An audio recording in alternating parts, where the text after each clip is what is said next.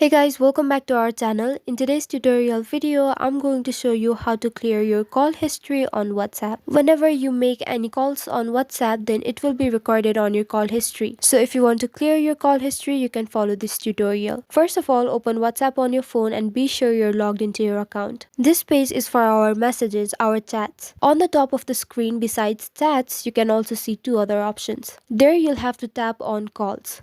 And as you can see on the screen, all of my calls history has been displayed. Now to clear this history, all you have to do is tap on the three dots at the top right corner of the screen. Then here tap on clear call log. After that, on this pop-up menu, you'll have to tap on OK to confirm that you want to clear your call history.